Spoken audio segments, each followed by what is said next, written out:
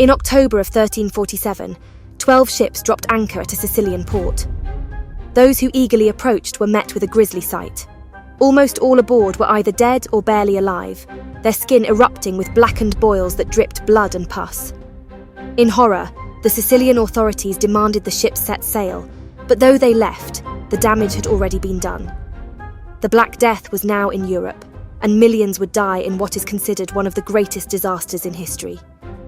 Let's explore how the bubonic plague wiped out at least a third of Europe's population, if not more, in this episode of The Echoes of History, What Made the Black Death So Deadly? Europe was hit hard by the plague, but it was not hit first. It was also not unaware of a disease that was already bringing widespread death and destruction elsewhere. Before the infested ships arrived in Sicily, rumours of a frightful sickness devastating the populations of first China, then India, Egypt, Persia, and Syria had spread near and far.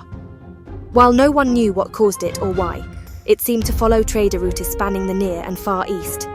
Furthermore, when it appeared, it was, by all accounts, unstoppable.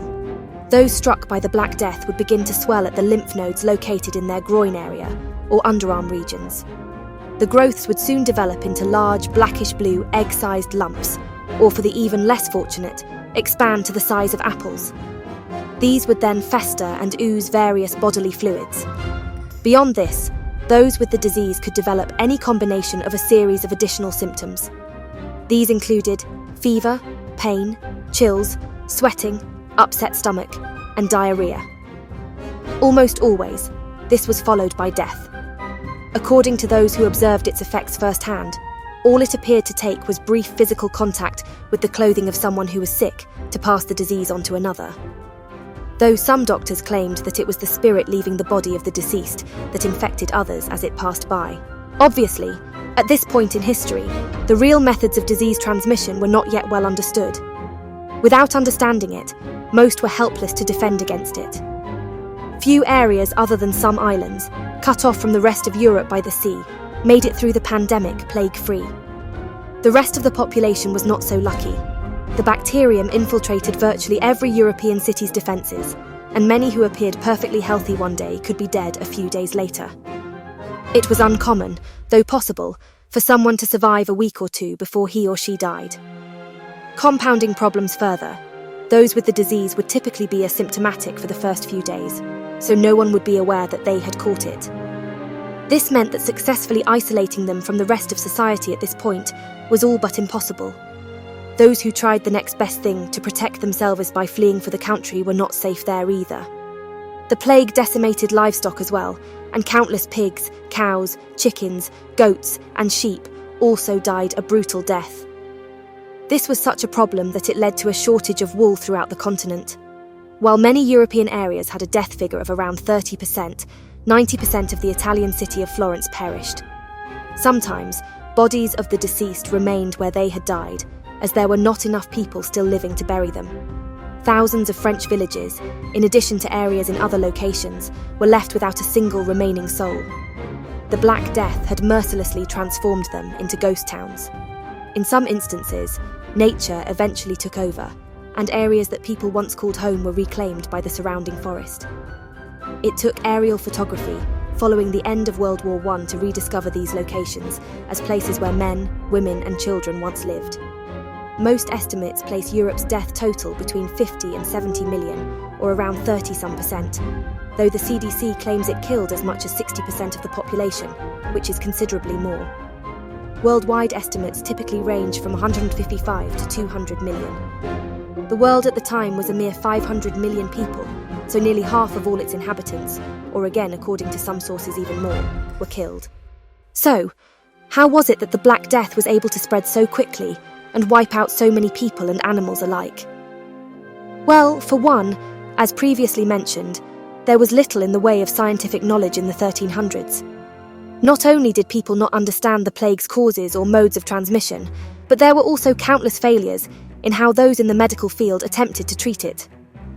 It is true that Yersinia pestis, the bacterium behind the Black Death or bubonic plague, is highly contagious. It can also be spread in many ways, though obviously contaminated spirits aren't one of them. Many believe that in its later stages, It had the ability to morph into an airborne strain that could be passed on to a new host via a simple sneeze or cough. However, all strains, whether airborne or those in the more initial stages that are not, are believed to have been transferred through flea or lice bites. And many animals, in addition to countryside livestock, serve as hosts for the bacterium and blood-sucking pests. Examples include animals like squirrels, rabbits, chipmunks, and mice. However, many in the scientific field have argued that by far, the worst contributor to the spread of the Black Death was the urban rat and its flea. Part of the reason for this belief is that rats have been observed to develop symptoms quite similar to those in people, and in cases of the modern-day plague, many people with the sickness had accompanying bites from fleas. Recent outbreaks often follow what's known as rat falls as well, or when the rodents die off in record amounts for whatever reason. Thus, the most prevalent theory is that the Black Death all began when rats with the plague died, and their fleas then looked for more blood in another readily available source, which would at times be human. Upon being bitten by the contaminated flea, this person would then be exposed to the deadly bacteria. Seemingly in support of this theory, ships during the mid-1300s were commonly infested with the furry rodents who thrived in their dark environments. And following the death ship's arrival in Sicily, the plague continued to spread further, following a trade route pattern, as it had previously in Asia, to other port locations throughout Europe and as far down as North Africa. However, more recently, there have been some proposed tweaks to this rat-based theory. As we just mentioned, the Black Death, after all, is not the only outbreak of the plague in the world's history.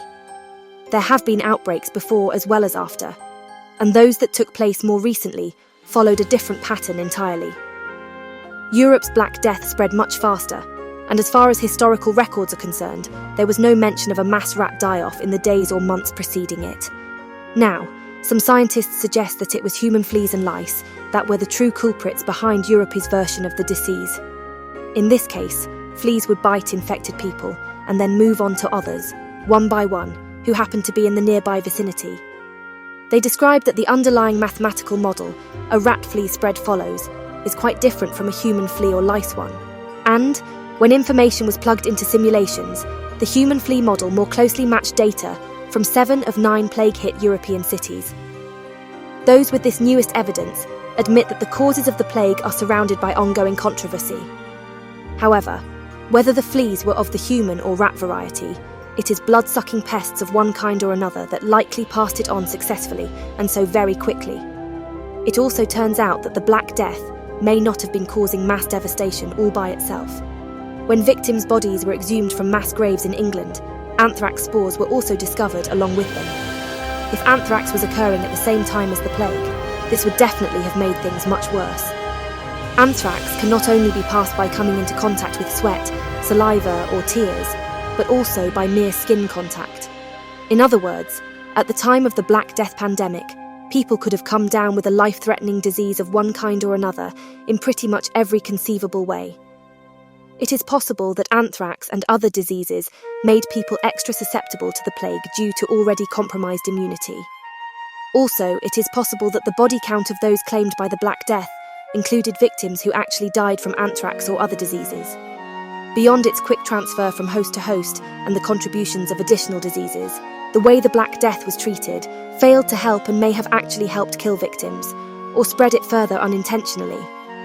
For example, at least initially, medical practitioners would do such things as perform bloodletting on patients with the plague. This is where they cut into veins or arteries in the necks or arms of those who were sick, so that their blood flowed freely. This procedure was nothing new and, in fact, dated back as far as to the times of ancient Egypt and Greece. Historical figures believed that to be healthy, the body needed the right balance of blood, phlegm, and bile. Bloodletting was believed to correct a possible imbalance of too much blood, which is what caused the person to get sick. Unfortunately, the procedure appeared to be as ineffective for the victims of the plague as it was for Charles II or George Washington centuries later. While Washington awoke with a sore throat and King Charles suffered a seizure, both died shortly thereafter, following bloodletting treatment. Boil lancing was another technique used as a form of treatment, which was just as it sounds. Someone would essentially lance or stick a pointy object into the boils to drain them of their gooey contents. If this wasn't done, they would only continue to grow larger and, in time, poison their host due to the mass buildup of dead blood and pus. Then again, popping them could also cause death due to toxic shock. Beyond the patient likely dying, the boils contained highly contagious matter and possibly spread the disease even further. Other methods, such as the burning of various herbs or immersing the sick in vinegar or rosewater, were also, unsurprisingly, ineffective. In time, after failure upon failure, and in an attempt at self-preservation, many doctors simply stopped accepting patients. Even priests began refusing to perform last rites out of concern for their own safety. Where man failed, nature did little to help either. Not only did people have little idea of how to handle the plague, but they were also genetically prone to succumbing to it. Studies of the remains of the European population at the time determined that only 0.2% had a gene that offered them any form of immunity. The other 99.8% had none. Since so many of those who were susceptible to the plague died from it, they did not pass their genes on to the following generations. Many of those who did have the gene lived on to procreate. This is why Caucasian Americans now have a 15% chance of having some resistance to the disease. This is pretty good news considering the modern form of the plague is still around today. One encounter via the 12 so-called death ships would go on to wipe out men, women, and children to such an extent that it would change the tide of history.